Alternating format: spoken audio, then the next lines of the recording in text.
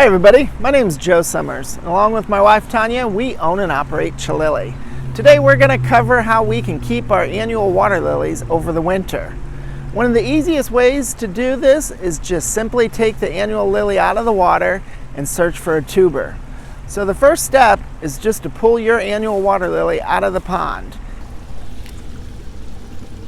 Ooh, the water sure has cooled off.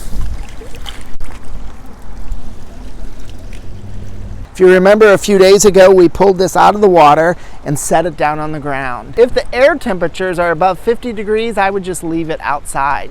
If we're going to dip down below 50 degrees, then I do like to move it inside. So all we're going to do is turn this container over and look for tubers. If you used clay soil, then it may be still very wet. This is primarily a sandy soil, so it's really dried out quite nicely. So all we're going to do is search. So usually we're going to find that tuber right in the crown of the plant. So I think we have one here, and we're just going to snap off or cut all the roots so that we can take that tuber right out. This particular tuber is about the size of a golf ball. Sometimes they're bigger than that, sometimes they're smaller than that. The next thing I'm going to do is take this to the hose or the sink and rinse all that soil off, pulling all that extra root mass or any growth off that I can. So that's what we're going to do next. This is a nice simple step. You can do this at the utility sink, kitchen sink if you want to clog up your pipes, or outside if it's warm enough. So we're just going to rinse all the debris off of that tuber. The next thing I do is lay this on the kitchen counter and put a piece of paper towel underneath it, and we're just going to let it air dry for about 24 hours. So I've let these tubers sit on this counter all night long. So it's been about 24 hours. We've moved inside since it's a little bit cold out. And the tubers have sat on the counter and dried out quite a bit. This one still has a little extra debris that I would still remove.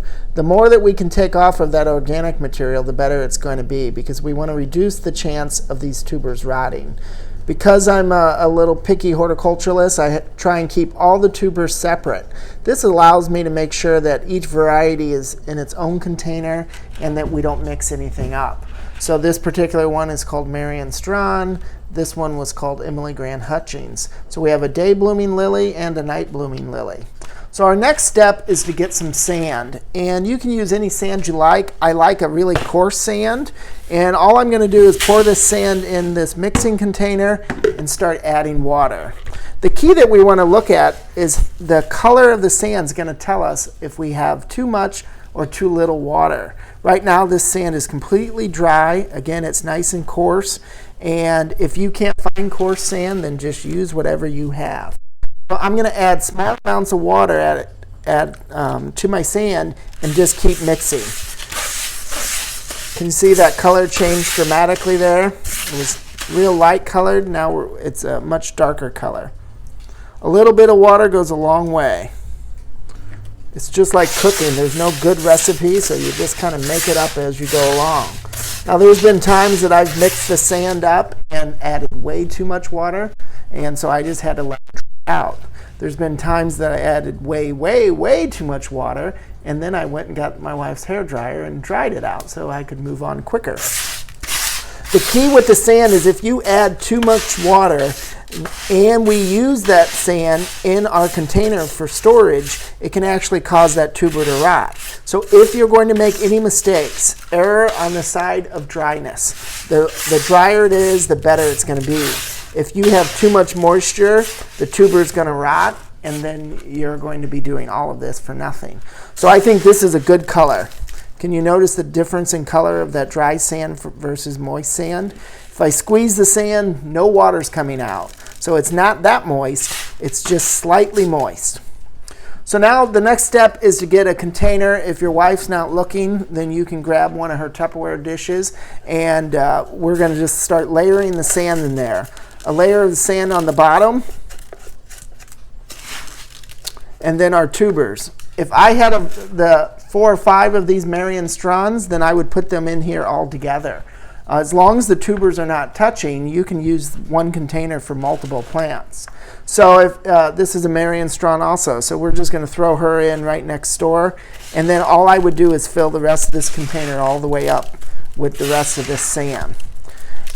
Pop a lid on there once it's completely full, and then I store this in a cool, dark place. So we don't want it freezing. We don't want it 90 degrees. So a basement or a dark closet that stays a little cooler would work also. We can use a Tupperware container. We can use a glass jar. We can even use a Ziploc type bag. I've done that even when I was short.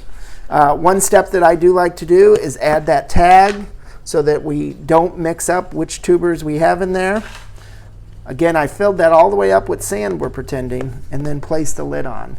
That container can sit in that cool, dark spot for up to 5 years. I've stored them as long as 5 years.